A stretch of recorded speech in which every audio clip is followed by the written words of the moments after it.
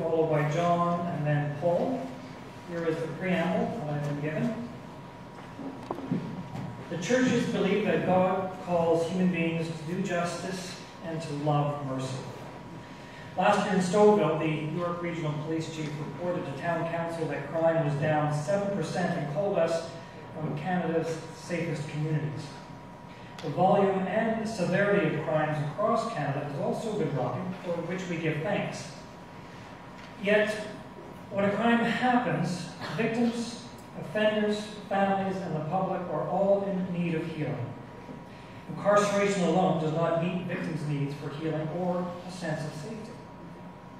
A number of our churches have been pioneers in the restorative justice movement, which allows offenders to take responsibility for the impact of their behavior on other people, and in many cases enables closure and resolution to conflict.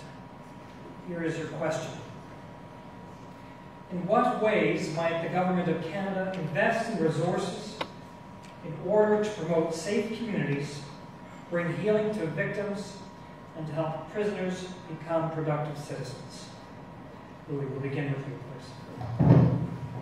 Well, it's not only Chief Lagarde that says that crime has decreased in Stouffville, it's also decreased across Canada. And that's why we don't understand why some of the policies of our opponents are to increase the jail sizes and spend all kinds of money on building more jails. Population is aging. Unless anybody here thinks that senior citizens are going to become criminals, I think they will decrease even more. So we will not be building more jails. We will invest in preventative measures. When I was at university back 35 years ago at McMaster, it was even evident at that time that putting people in jail does not fix the problem. It makes them bigger criminals. So we need to work with them earlier on. That's why we offered early childhood learning programs and also giving college and university students extra money so they can afford to go to school, get a better education, and all the resources tell us that the more education they get, the less they will offend.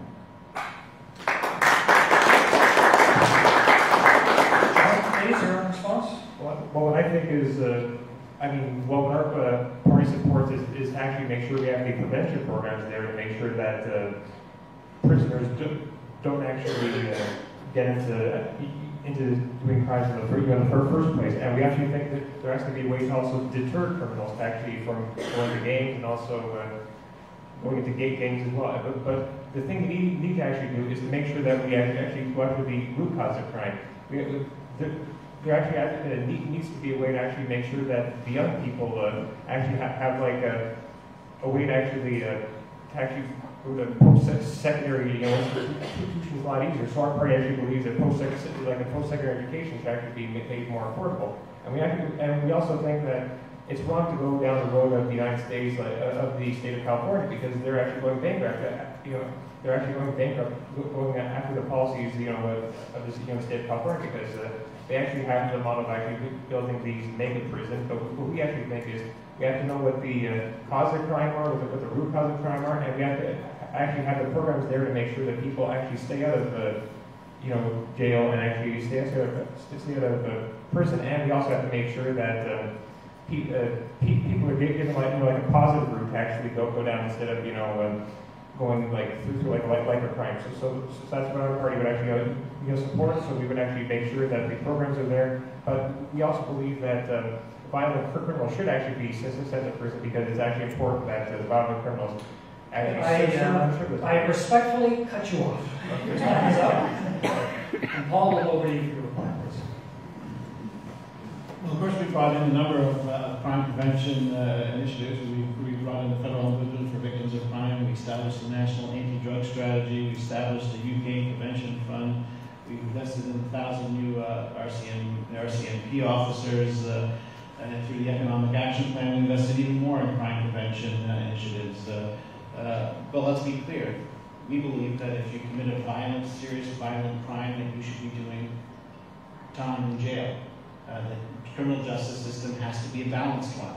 It has to try its best to prevent crime, yes, but it also has to make sure that those who committed crime, we owe it to the victims of the crime to make sure that people serve their time, and once they're there, the award-winning Corrections Service of Canada can take over and can help try to rehabilitate these people. But when you talk about sentencing and you talk about seniors, let's talk about Earl Jones, white-collar criminal, who defrauded seniors of millions of dollars in Quebec. There's a gentleman who, until we make changes to the criminal justice system after serving only 1/6 of his sentence, could have been back on the street already if we didn't make changes to that. So I say it's not about seniors and whether they're going to be committing crimes. It's about the people who would take advantage of the seniors who are committing crimes and who are allowed to get out on the street earlier.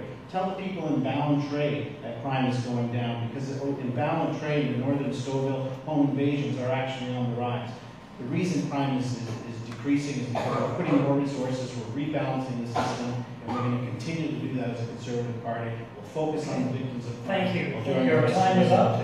And The very rich and the very poor, the more crime you're going to get. I work with young people who have been to jail or have been in a lot of trouble, and they're trying to get their lives back together. I work at Seneca College, and we get to work on these government programs from the Liberals and the Conservatives that last long enough for ribbon cutting and a big press release, and then somehow the money dries up and you got to start all over trying to get funding for something else. We need ongoing funding, and the federal government needs to pay for this.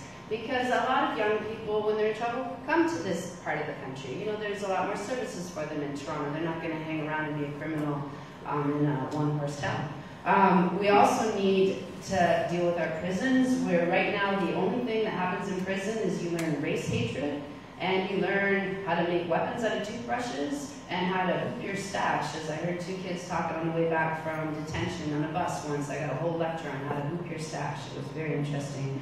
I'm not even going to tell you what that means. This is not good. We need anti-crime gang programs in the jails to deal with these problems and try to make sure that our young people are actually, learning good things and learning respect for themselves, like we had on the prison farms, like we have in like Project DARE type activities. Thank you. Your time is up, and we'll go to Triffin for his plan, please. Well, we definitely believe that those who commit crimes are held accountable for their actions. But the focus ought to be not in building more mega jails. I hope to see a day where we could see these jails rust in peace. The issue here is to create programs so that youth don't get caught up in being impoverished, first of all, and secondly, they have the programs, after-school programs in place. We see often enough that these programs are being cut as the years go on. And what we need to do is reinvest in our youth to ensure that they're not led astray by people who are getting off the path, the good path. What we need to do is invest in education, childhood education, so that these children are aware of what's good and what's bad. And we need to ensure that they have the activities to keep them busy. A busy child does not end up being a dizzy child that ends up in jail. Okay, thank you, candidates. 2 more questions for this section. The next question is under the heading Right Relationships with First Nations People, and we'll ask Janice to begin, followed by Paul and then Triffin. Here's the preamble. Our churches are on a journey of truth and reconciliation with Aboriginal peoples in Canada. We are all settlers and beneficiaries of land that is not our own. Recently, our town learned that Stouffville was home to the largest Huron settlement in the lower Great Lakes region. Yet in the last 200 years, First Nations peoples have been regularly stripped of their culture and dignity and have not benefited from the prosperity of our region and our country. For example, federally funded reserve schools receive about $2,000 less per student funding annually than provincial schools. The 2010 UN State of the World's Indigenous Peoples Report states that in Canada, key socioeconomic indicators for Aboriginal people are unacceptably lower than for non-Aboriginal Canadians. Here is your question. In November 2010, Canada endorsed the UN Declaration on the Rights of Indigenous People. What commitment will you and your party make to bring Aboriginal people in Canada up to the socio-economic standards of most other Canadians? Janice, will begin with you first. I went to university. My two roommates were from Ashwaubenon, the First Nations reserve near Hamilton. So as a white middle-class Protestant kid, I got a real strong upbringing from them. And first of all, we won't do anything for Aboriginal people. We will do things with Aboriginal people. That's, you know, the very fundamental first step is we need to work with them, to ask them how they think things should be done, because they usually have way better ideas than us. And we need to build new relationships. We need to fix the infrastructure. The NDP is committed to that. The water, the drinking water, the schools. You know, it's just atrocious. The level of schooling you get on a reserve compared, especially, not so much in Ontario, but especially out in the prairies, compared to what you get in our communities. We need to invest in Aboriginal businesses, to give them capital loans, to help them bring themselves into the type of reality they want to live in. And we need to end the punitive 2% cap on funding of Aboriginal communities. I think the most, sorry, I think I just lost my train of thought, I'm sorry. That'll be the end of minutes. Thank you. Paul, please. Thank you. Since we were elected, of course, it's been one of the most important ministries that we've had with some of our more senior ministers in that portfolio. And unfortunately, it's really about reinvesting in these communities. We've had to make significant reinvestments in the communities, and I'll go over some of the investments we made. In Budget 2006, we provided $450 million over 2 years for education for women, children, and families, water, and housing. In Budget 2008, we approved an additional $270 million over 2 years to strengthen partnerships with Aboriginal communities.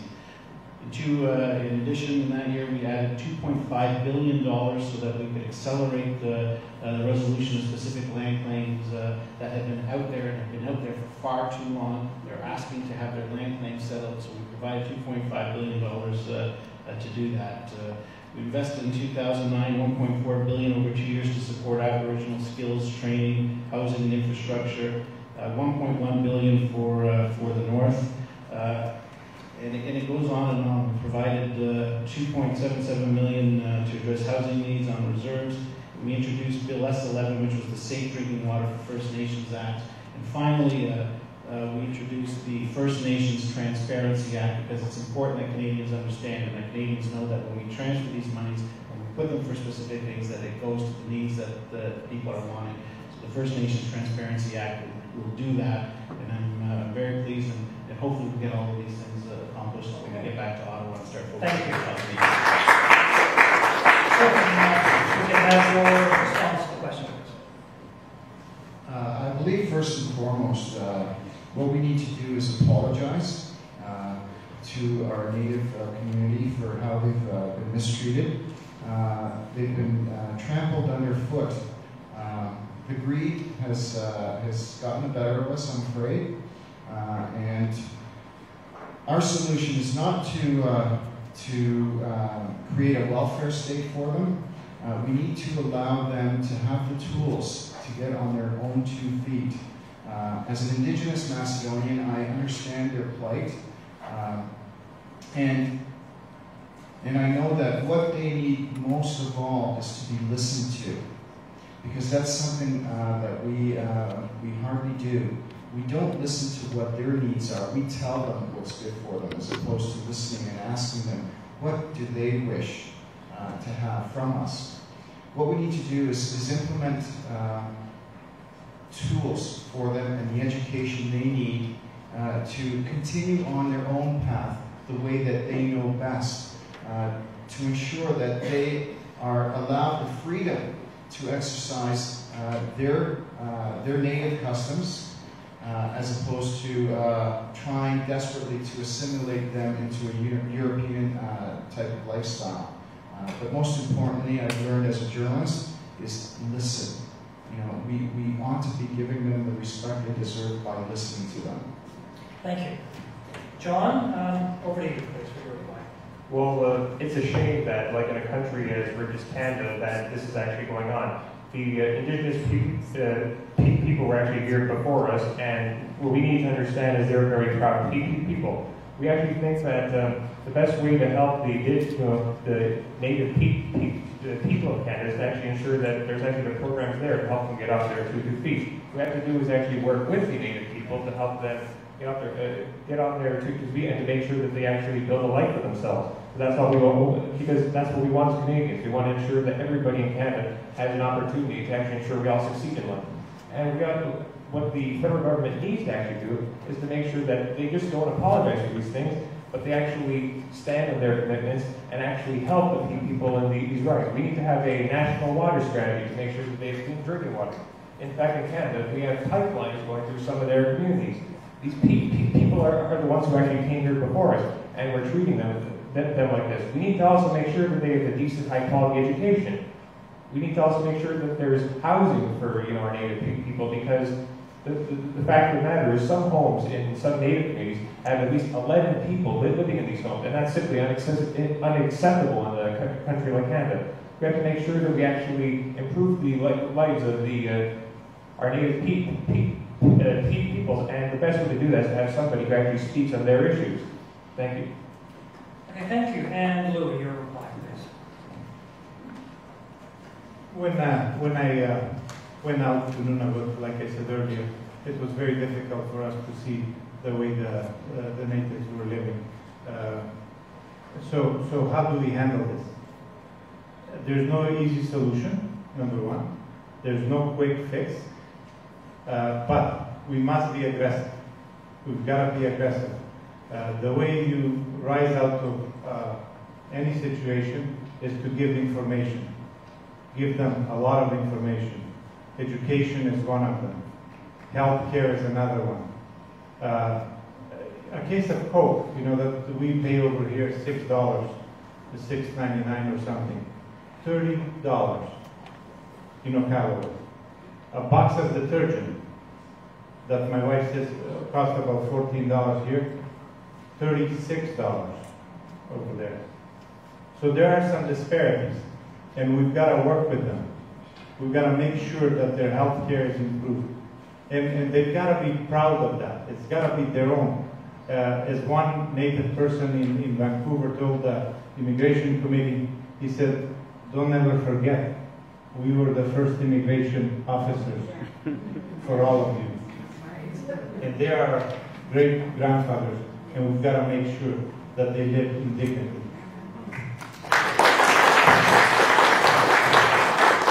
Thank you all. And our last question for this section comes under the heading Poverty Reduction in Canada. And Louis, we'll begin with you, followed by Janice, and then Paul. And here is the preamble to the question.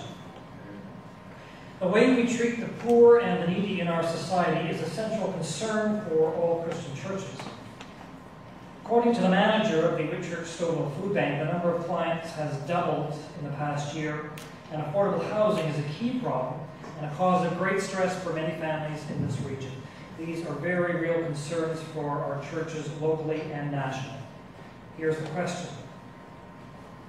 How will you and your party work to make poverty reduction in Canada a priority? Louis, over to you, please. Well, I will be the voice for them in Ottawa, as I have in the past. I've met with housing people management in the York region to make sure that they get the support that they require to have the housing that is affordable for them. Not pay lip service to them. We know that in York region there's a waiting line to be in affordable housing. There's a shortage of affordable housing. We want to improve that situation, shorten that list so that if there's anybody that requires that sort of housing, that it would be available. Now how? Well, we've got to work with the people that know the business. Don't assume that Ottawa, the government has all the answers. The answers are amongst you, it's not amongst us here. And we've got to sit down, talk to you, listen to you, discuss the issues with you, and then come up with solutions together. Not heavy-handed, my way or highway. Okay, thank you. Janice, please. We start with making the CPP better. The Canada Pension Plan has to be improved so people can actually live on it. And this is not a giveaway. This is workers deferring their own wages till later so that they actually have a guaranteed income for as long as they live, not an RSP, which might last till they're 80, but whoops, you live to be 100, that's a problem. You know, you need to have those significant monies that you can count on for long term, and you don't want to be used to correct the market with, you know, the banks still getting their share, but you losing your entire income. So that's a huge thing to take seniors off of the poverty statistics. We also need to increase the guaranteed income supplement for seniors so that all seniors are immediately taken out of poverty. It's not good enough to just make it $50 more a month. That is not going to help enough. We also want to create more childcare spaces. This has been very successful in Quebec, where they have the subsidized daycare. A lot of young women able to get back into the workforce, make more money, and feed their families. We want significant new funding for social housing and affordable housing, and a non-taxable child benefit, a new one of up to $700 a month for people who need that. Okay, thank you. Paul, please. Well, the first thing we can do is make sure that everybody who wants to work can work. We need to have an economy that provides people the opportunity to succeed so that they can lift themselves out of poverty. That's why the government's been focusing on jobs in the economy in an economic downturn. That's why we've invested in our community over $300 million so that we can keep people working. Because, you know, we can say that we'll do all of these different things, but if people aren't working and paying taxes, then we can't give better health care. We can't provide First Nations with the resources that they need.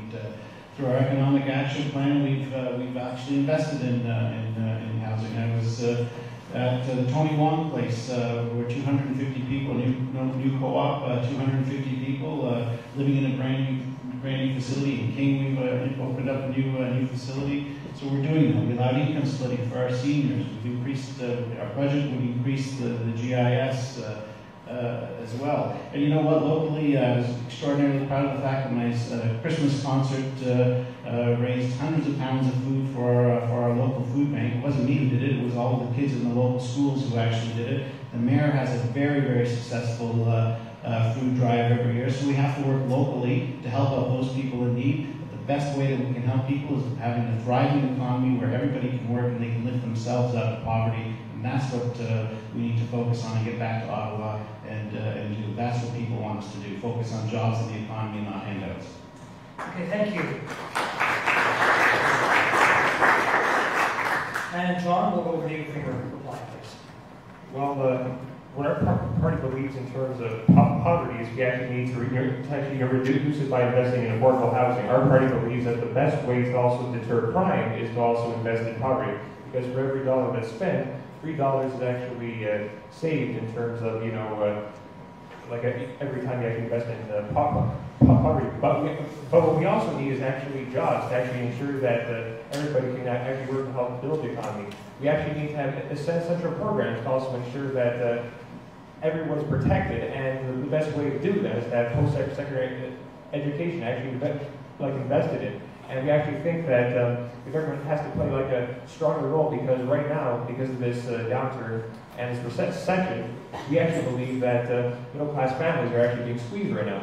And there's like really, really high family debt right now. So the best thing we can actually do is to actually make sure that families get out of poverty by also having family debt also reduced. And the best way we can do that, that is to also ensure that central programs are there for the people who actually need it. Because the thing we actually don't need right now is actually like lowering corporate taxes. So we actually need is to make sure that the foundation is there for more investment in CPP, more like post-secondary education investment, and also making sure that jobs are there for all Canadians, and not only jobs but high quality full-time jobs. Thank you. Okay, thank you. And Triffin, please. Middle class Is there a middle class anymore? It seems that it's either you're rich or you're poor in this country now. And Mr. Calandra was nice enough to give us a figure of $300 million invested in producing an economic strategy. Well, as far as I'm concerned, that's chump change compared to what was spent on 2 days, ladies and gentlemen, for the G8, G20. 2 days, we spent over $1 billion. $300 million is chump change as far as I'm concerned when it comes to securing a strong economic position for our Canadians. What we need to do also is start investing more into our youth, because they will be the ones that will be feeding into the CPP. Right now, I have so many friends that have finished college and university, and all they're left with is a high debt. They're paying 10 times more than when I went to school. They have basically 10 years to pay off their debt, and so they're enslaved. Thus, they have to take the job of working at some hamburger place, or working at some donut shop, or some big box store. Well, if that's all we have for our youth, then it's going to be a sad reality for our elderly who depend on the CPP contributions. We need to invest more in our elderly and ensure that they are secure and that they live in dignity as well. Okay, thank you. Well, that brings us to the end of this section. And are you ready for a break? You need to stand and I need to sit, so we're going to take 10 minutes. But just a few instructions before we head out. This first section is focused more, as you can tell, on party policy. This next section, we'd like to look more at the candidates themselves in terms of their experience, their attributes that they bring to the role as a member of Parliament. For that, we want to get your questions from you. Now, the guys in the back, gentlemen in the back, the ones that will be receiving your questions, if you stand just so people can look who you are. During the break, if you have a question that you would like the candidates to respond, can you go back there and work with these guys to write it down? They're going to sort of collect questions on like theme or perhaps rephrase for succinctness or clarity. But again, if we could have your questions focused more on the attributes and what these candidates would bring, things like their personal strengths or their ideas. An example I gave, one of the questions might be what kind of private members initiative would you introduce and support, or what parliamentary committee would benefit most from your experience and your ideas. So those are the kind of things we want to bring the focus on in this break. So please see the man back there for that, and we will begin again in 10 minutes' time. Thank you. We need to get going good time. Okay, so these questions are from you, and the time allotted is a little bit shorter. This is 60 seconds per reply, and our timekeepers will use the same indicators for you. So we'll go in the same order that we did the other questions. So when this question comes, Paul will begin with you, and then Louis, and then Janice, okay? So the question, and they have not heard these before, obviously, because they've come from you. So I'll read it slower, so it sink in. And that way I can also not stumble, hopefully. What Canadian or global trend or development in the last 10 years gives you the most hope? Paul, will begin with you. 60 seconds,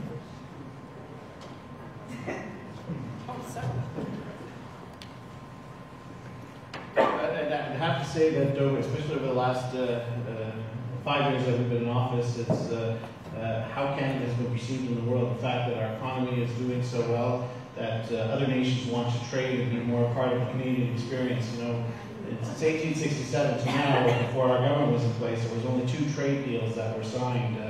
Since we've been in office, we're signing and negotiating up to 15 trade deals. Countries are wanting to be like Canada. The European Union is coming to Canada and saying, please sign a free trade agreement with us. India, we're seeing favored nation status with China.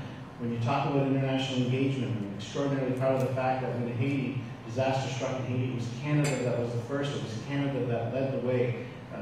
Others may be disappointed in the G8 and G20. I'm extraordinarily proud of the accomplishments of the G8 and G20. Canada is again leading the world, and we should be very, very proud of what we've accomplished as a nation. We're a small nation, but we're leading the world, and we should be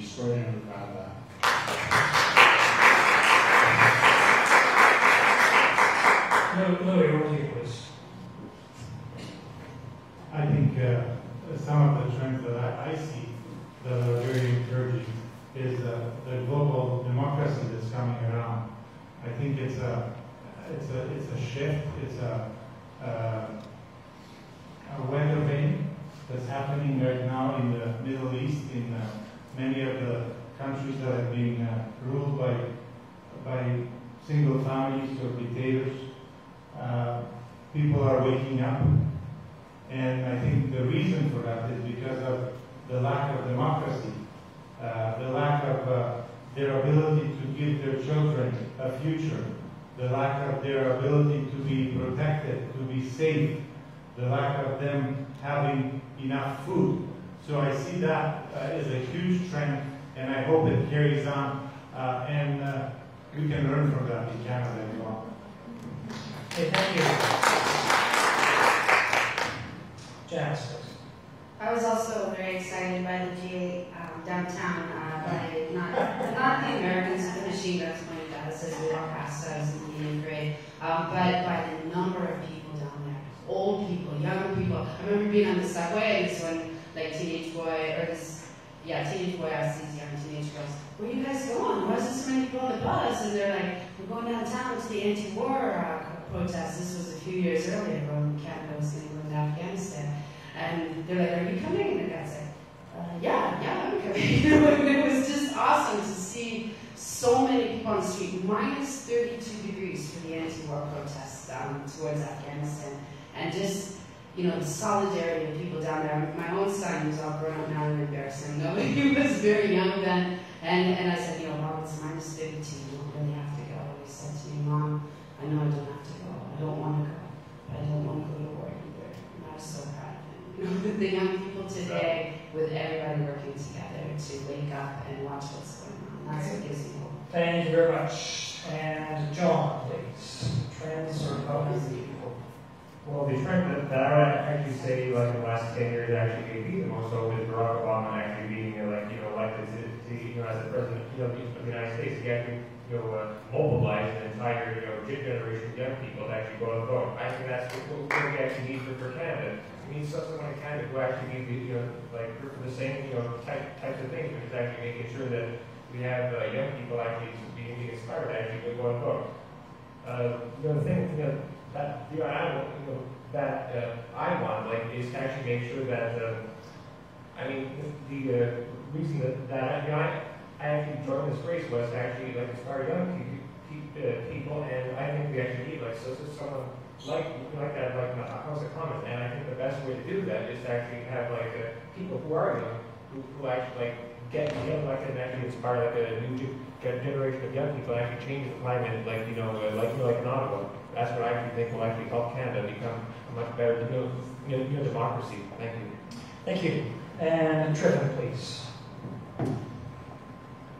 The Green Party and I are very heartened by the fact that people are waking up to democracy around the world, particularly in the Middle East. Those countries there have been suppressed for far too long. And it's nice to see that they're demanding, their youth actually is demanding democratic rights. At the same time, it's disheartening to see that whilst we're sending our young men and women to assist these individuals out there in Libya, places like Libya, during the G8, G20 summit here in Toronto, when people chose their civil liberties to go out and protest, they were jailed. So, in fact, it's a catch-22 that we're out there helping people with democracy, but at home, we don't have the same right to even practice our civil liberties, it seems. But I do have hope for the future, and I do feel that the youth are leading the way, and I'm very proud to see that. Time is up. Thank you. Okay, next question. We'll begin with Janice, and then Triffin, and then John. Here's the question. You have spoken of how you will help families financially, but have not spoken of single people. We face the same financial difficulties, but cannot benefit from many tax breaks, i.e. income splitting, child tax benefits, etc. How will you help make your policies equitable for single people?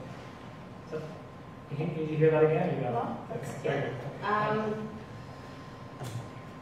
I am in favor personally of income splitting based on people living in a permanent economic unit. You know, which could be two sisters, you know, helping to raise a child, or it could be a father and a mother, or sorry, a son and a mother. Like, you know, there's all kinds of family units we have in our society. It could be two roommates. I think that's somewhere our society has to start looking to move towards. It's obviously not in our platform right now, but that, you know, that's the kind of thing we need to start looking at. How can we, because you can't live alone anymore, it's almost impossible. We do look at reducing small business tax by 2%, getting tax off the heating, and home retrofit tax breaks to create jobs here in Canada instead of tax breaks for corporations that take jobs away from Canada. These kind of things will help single people and families just the same. Okay, thank you. Trevor, please. We do have in our platform the income splitting option. We believe wholeheartedly that people ought to be able to split their incomes so that they're not taxed as much. Again, I'll repeat, we believe that people earning, single people especially, are ones that are earning under $20,000 a year ought to be tax-free. So that way they can live with a little bit of dignity. They will have the resources they need to do what it is that they wish to do and to climb up of their poverty first and foremost. So definitely those are things that we will, that I will do to ensure that people who are single do have the assistance they need to live a better life than they presently do. Thank you. And John, next, please. Well, what our party actually believes is, well, we don't really have a single person strategy, but we actually want to make sure that all people in Canada are actually, protected. But what we actually think right now the best thing to do is to make sure that families who are still suffering, that actually have the programs they actually need to make sure that they can actually survive in this downturn. We need to make sure that jobs are created for all the people in society, single and people with families. And we actually think the best way to actually do that is to make sure training programs are there to make sure that people with the skills find the jobs they actually need. We actually think that small business taxes need to be basically decreased and actually lowered to make sure that they actually find the jobs they actually need. And that will also help young people actually get their first job. So we actually believe the best way to make sure that everyone survives in society is to actually make sure everyone has like a good shot in life to make sure that they actually find the jobs they actually need. Thank you. Thank you. And Louis, next please. Income splitting is an important issue of support. It's a nice way to support single people. The question is, how do you support somebody when their spouse works for TTC? And how can they split their income? It's not easy. So the way we've looked at that is by giving them support for their children's education, increasing the tax base so they don't pay tax on a larger amount of their income, making sure less people live in poverty, increasing the lifestyle of people,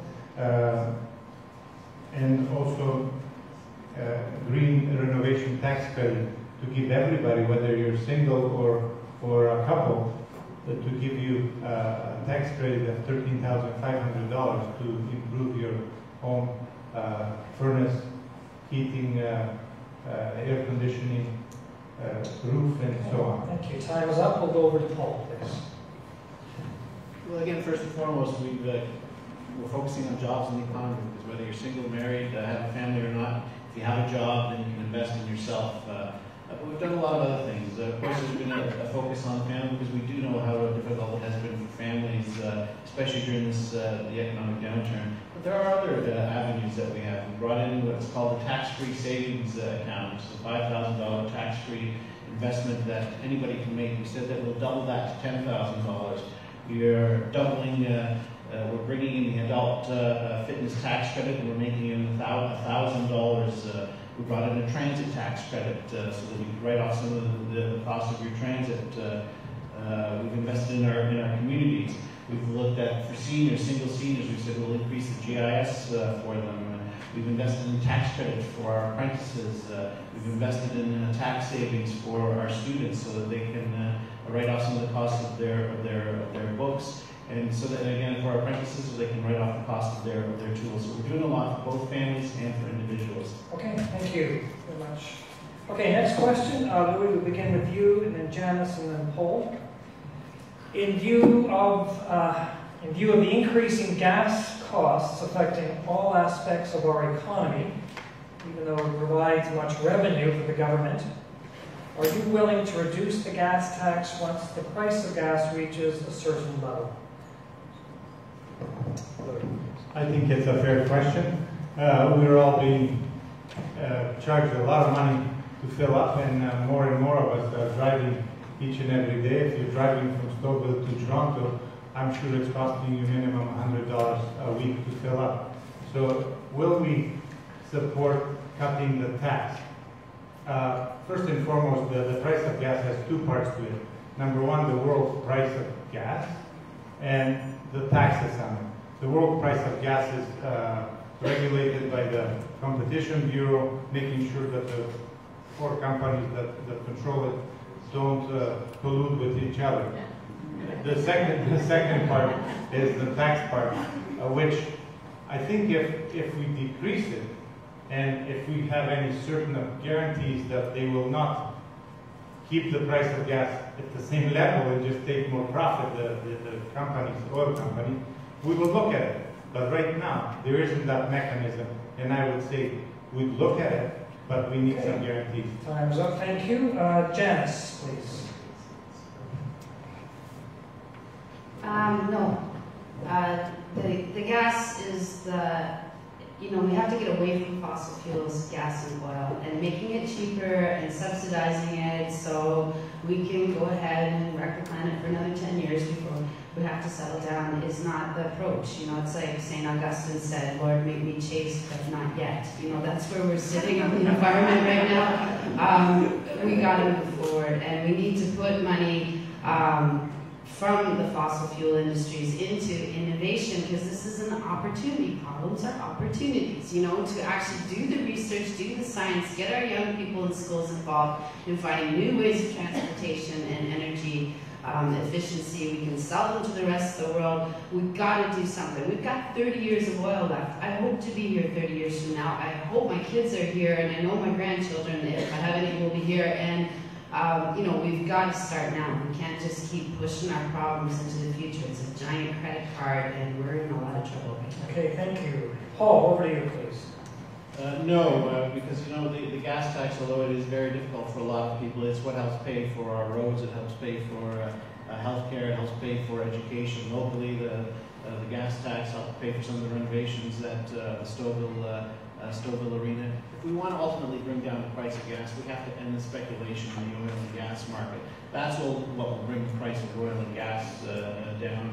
But we can't close down the oil sands as some of the other, as my NDP opponent has talked about, because that would cause an increase in gas prices, a significant increase in gas prices.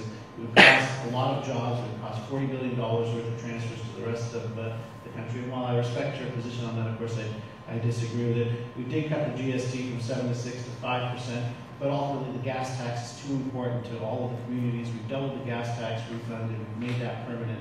So ultimately, if we can end speculation in the gas tax in the world markets, then that's what will bring the price of oil and gas down. Okay, thank you. Trevor, please. And then John. Well, I don't foresee our government, present government, bringing down the price of gas. It hasn't happened in the past. It won't happen now, unfortunately. Another thing is I don't see the cartels that actually own the gas companies. I don't see them wavering with their gas prices either. It seems that everyone's getting more and more hungry, and we are getting more and more poor. It's unfortunate that due to our dependence on gasoline, 1 in 6 children are affected by asthma right now. especially children in the GTA, and that will increase, and we've seen it increasing more and more. What we need to do, ladies and gentlemen, is wean ourselves off this addiction to oil so that we don't all end up dying of cancer in search of cheap energy.